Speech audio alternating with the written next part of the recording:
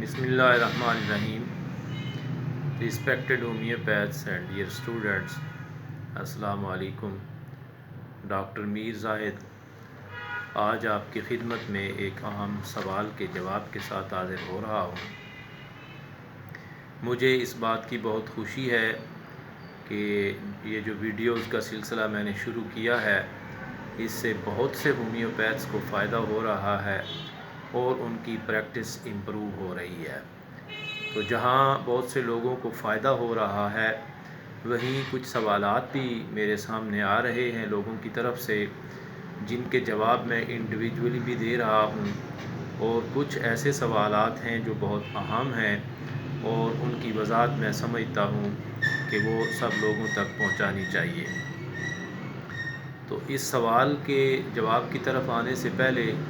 میں یہ ریکویسٹ کروں گا آپ کو کہ اگر آپ میری ویڈیو پہلی دفعہ دیکھ رہے ہیں اور آپ نے میرا چینل سبسکرائب نہیں کیا ہے تو آپ اس چینل کو سبسکرائب کر لیں اور بیل آئیکن کو ضرور کلک کریں تاکہ یہ ویڈیوز آپ تک پہنچتی رہیں، یہ سلسلہ آپ کی اور ہماری ملاقات کا جاری رہے. تو سوال یہ ہے کہ ایک ہومیوپیتھ نے جو بھیجا ہے، جو لاسٹ ویڈیو میں نے اپنی ریپیٹیشن کے حوالے سے اپلوڈ کی تھی،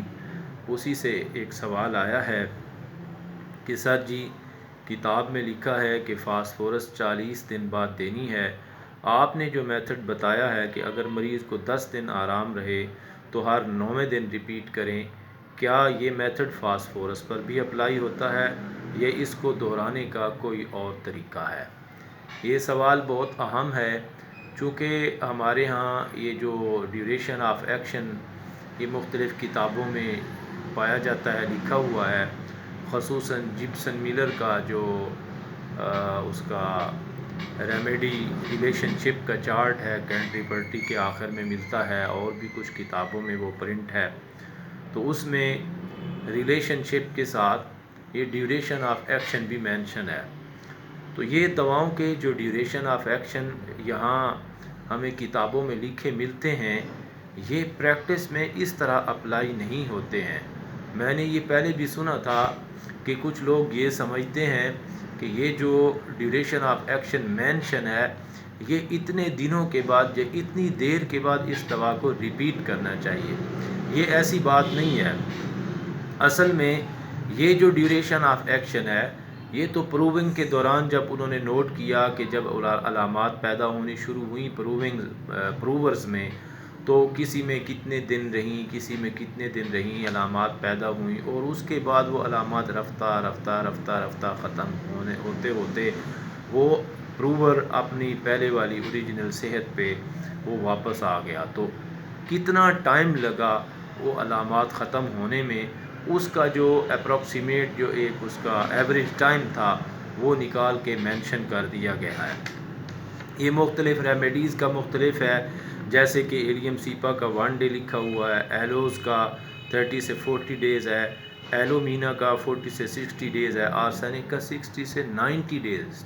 60 سے 90 دن، 3 ماہ تک. اس کے بعد آرم میٹ کا 50 سے 60 ڈیز ہے، بیلاڈونا کا 1 سے 7 دن ہے. تو یہ مختلف ڈیوریشن آف ایکشن ہے جو مینشن ہے. تو اس کا جیسے کہ میں نے پہلے کہا ہے یہ قطعاً مطلب نہیں ہے کہ اتنے دنوں کے بعد آپ نے ریپیٹ کرنی ہے. اس میں 2 باتیں ہیں. ایک تو یہ ہے کہ اس وقت لوگوں کے جو حالات تھے، جو ان کی ڈائٹ تھی، جو ان کا لائف سٹائل تھا، وہ آج کے لوگوں سے بہت ڈیفرنٹ ہے. اس وقت لوگوں کی سادہ غذا تھی، قدرتی ماحول میں رہتے تھے. آج سے 150-200 سال پہلے، 100 سال پہلے لوگوں کا کھانا پینا، لوگوں کا لائف سٹائل آج کے لائف سٹائل سے، آج کے کھانے پینے سے بہت ڈیفرنٹ تھا. آج سینکڑوں قسم کے کیمیکلز ہماری خوراک میں شامل ہو گئے ہیں جو ہماری دواؤں میں رکاوٹ پیدا کر سکتے ہیں. اس کے علاوہ ہماری جو ورکنگ ہے، ہمارا لائف سٹائل ہے، سونا اٹھنا چلنا پھرنا، یہ بالکل چینج ہو چکا ہے. تو اس وقت جتنی دوائیں کام کرتی تھیں، چاہے پروونگ کے دوران یا چاہے مریضوں کے اوپر، وہ آج کام نہیں کرتی ہیں. اس طرح اتنی دیر یا اس طریقے سے دوائیں وہ کام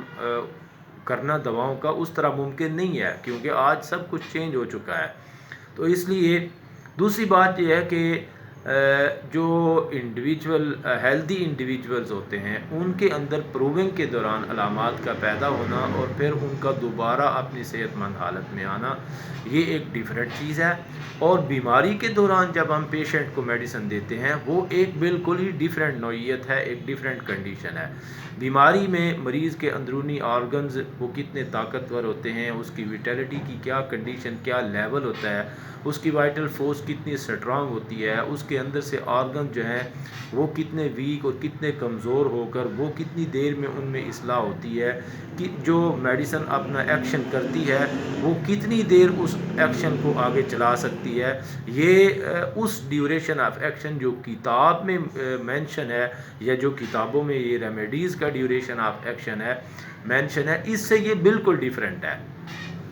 اس لیے یہ اکثر اسٹوڈنٹس کے ذہن میں کنفیوژن پیدا ہوتی ہے کہ یہ اتنا ڈیوریشن آف ایکشن ہے، جیسے کہ فاسفورس کے بارے میں انہوں نے سوال کیا کہ 40 دن ہے، اب دیکھیں آرسینک کا 60 سے 90 دن ہے، تو اس کا مطلب تو یہ ہوا کہ اگر ہم کسی پیشنٹ کو آرسینک کی ایک 1 ایم کی یا 10 ایم کی یا 200 کی ایک ڈوز دیتے ہیں تو پھر اس کے بعد ہم 3 ماہ کے لیے اس پیشنٹ کو بھیج دیں کہ آپ جائیں اور 3 ماہ کے بعد ہمارے ساتھ رابطہ کریں، ایسا نہیں ہے۔